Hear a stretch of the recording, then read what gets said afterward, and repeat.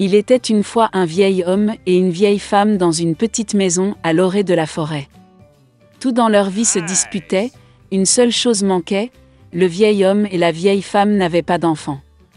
Une fois, le vieil homme a demandé de faire cuire un pain d'épices en forme de petit homme. La vieille femme a regardé dans la grange, et il n'y avait presque plus de farine. Elle a pris un bol, l'a frotté le long de la boîte, l'a brossé le long du fond, et une poignée de 2 poignées environ a été recueillie. La vieille femme pétrit la pâte sur de la crème sûre, et quand elle roula le pain d'épices sur la table, elle le prit et le fit en forme de petit homme, avec des bras, des jambes, avec une tête. Et mettez-le au four. Au bout d'un moment, la vieille femme vint voir si le pain d'épices était cuit, le prit et le mit sur la fenêtre pour qu'il refroidisse. L'homme en pain d'épices s'est refroidi, s'est allongé, s'est couché, mais s'est soudainement levé, et a couru aussi vite que possible hors de la maison, de la fenêtre au banc, du banc au sol, à travers le sol et aux portes, a sauté par-dessus le seuil du porche à la cour, de la cour à la porte, de plus en plus loin. La vieille femme appela son mari, et ils se précipitèrent tous les deux après lui. Mais ce n'est pas si facile d'attraper le bonhomme en pain d'épices. Maintenant, il a déjà atteint le champ où les paysans battaient leur récolte. Passant en courant, le bonhomme en pain d'épices leur a crié qu'il avait déjà fui la vieille et le vieil homme, et qu'il les fuirait facilement aussi. Les paysans l'ont entendu et ont couru après lui. Mais, peu importe la vitesse à laquelle il courait, ils ne pouvaient pas le rattraper. Un bonhomme en pain d'épices a couru jusqu'au champ où les tondeuses tondaient l'herbe. Passant en courant, il leur a crié qu'il s'était déjà enfui de la vieille femme, du vieillard et des paysans, et il les fuirait facilement aussi. Les tondeuses ne pouvaient pas supporter un tel ridicule, tout le monde se précipita après le bonhomme en pain d'épices. Ils courent aussi vite qu'ils le peuvent, mais ils ne peuvent pas rattraper. Et vers le petit homme, la vache marche, il lui a crié qu'il s'était déjà enfui de la vieille femme, du vieil homme, des paysans et des faucheuses, et qu'il la fuirait facilement aussi. La vache s'est fâchée et s'est aussi précipitée après le bonhomme en pain d'épices. Seulement, il ne peut pas rattraper. Et un cochon le rencontrait. Le petit homme a crié qu'il avait déjà fui la vieille femme, et le vieillard, et les paysans, et les faucheuses, et la vache, et il la fuirait facilement aussi. Un cochon hurla et courut après. Seulement, elle ne put rattraper son retard, elle était trop grosse. Un bonhomme en pain d'épices court le long de la route et un lièvre le rencontre. Le petit homme a dit qu'il s'était déjà enfui de la vieille femme, du vieillard, des paysans, des tondeuses, de la vache et du cochon, et il le fuirait facilement aussi. Le lièvre entendit cela et courut après lui. Il ne peut pas non plus rattraper le petit homme, seul le lièvre l'a vu. Un bonhomme en pain d'épices court et un loup le rencontre, « Je vais vous manger », dit. Et le petit homme lui répondit qu'il avait déjà fui la vieille femme, et le vieillard, et les paysans, et les faucheuses, et de la vache, et du cochon, et du lièvre, et il le fuirait facilement aussi. Le loup grogna et se précipita sur l'homme en pain d'épices, et il esquiva et courut aussi vite qu'il le put. Seul le loup l'a vu. Un bonhomme en pain d'épices court et un énorme ours le rencontre.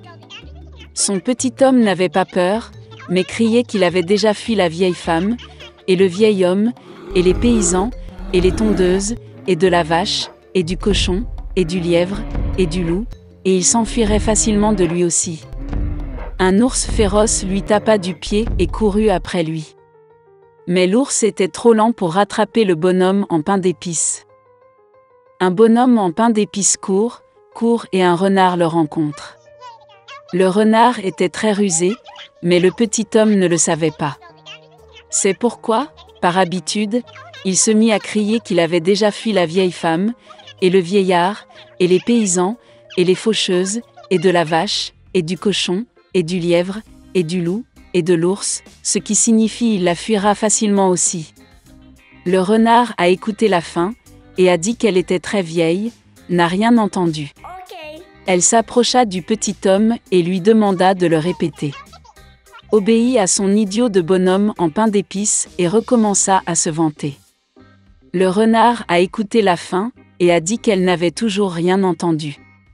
Elle s'approcha encore plus du petit homme et lui demanda de le répéter. Le bonhomme en pain d'épices a accepté, et alors seulement il a recommencé, alors que le renard se jetait sur lui et mangeait. Et le bonhomme en pain d'épices ne se vantait plus. Dans une grande ville, 2 enfants pauvres vivaient dans le quartier, Kai et Gerda, qui s'aimaient comme frères et sœurs. Les parents leur ont permis d'aller les uns aux autres sur le toit pour visiter et s'asseoir sur un banc sous les roses. Pendant la saison chaude, ils passaient tout leur temps ici à inventer différents jeux et en hiver, ils aimaient s'asseoir près du foyer chaud et écouter des histoires incroyables que leur grand-mère leur racontait souvent. Une fois, alors que les enfants regardaient un livre d'images, Kai a senti quelque chose le piquer dans les yeux et le cœur. C'étaient les fragments du miroir de la puissante dame, la Reine des Neiges. Depuis lors, le comportement du garçon a radicalement changé. Il est devenu en colère, grossier et cruel. Un jour, Kai a fait de la luge et n'est jamais revenu. Quand Gerda a appris la disparition de Kai, elle a pleuré pendant un long moment. Mais elle était sûre que Kai était en vie, alors elle décida de partir à sa recherche. Pendant longtemps, Gerda a marché à travers les forêts, à travers les champs, puis elle est tombée sur une magnifique maison, enterrée dans les fleurs. L'hôtesse est sortie vers elle. C'était une vieille sorcière avec un grand chapeau de paille. La vieille femme aimait vraiment Gerda, et donc elle a ensorcelé la pauvre fille et l'a laissée avec elle pour toujours. Gerda a oublié le but de son voyage et a passé beaucoup de temps à jouer dans le magnifique jardin de l'hôtesse hospitalière. Une fois, elle a accidentellement vu une rose et s'est souvenue de Kai, et se réveillant immédiatement de la magie, elle a pris la route. Sur le chemin, Gerda a rencontré un grand corbeau intelligent. Il a dit à la fille qu'il connaissait une princesse sur le point de se marier et que son fiancé ressemblait beaucoup à Kai. Le corbeau accepta de lui emmener Gerda. Une fois dans le palais, Gerda a réussi à voir le futur prince. Malheureusement, ce n'était pas Kai. La princesse, ayant entendu la triste histoire de la jeune fille, lui a offert une voiture d'or avec un cocher et des domestiques, ainsi que des chaussures, un manchon et une robe magnifique. Et Gerda a pris la route. Dans la forêt sombre, la voiture étincelante a immédiatement attiré l'attention des voleurs, qui l'ont immédiatement attaquée. Le voleur a fait prisonnier Gerda. Elle a emmené Gerda au château du voleur pour montrer sa ménagerie, qui contenait des pigeons forestiers et des rennes de Laponie. En entendant l'histoire de sa captive, le voleur eut pitié d'elle et la laissa partir avec le renne à la recherche de Kai. Le renne a amené la fille à la vieille femme Lapone, qui a réchauffé et nourri la jeune fille épuisée. Elle a écrit quelques mots sur la morue séchée à son amie Fine, qui vivait près du palais de la Reine des Neiges, en lui demandant de l'aider.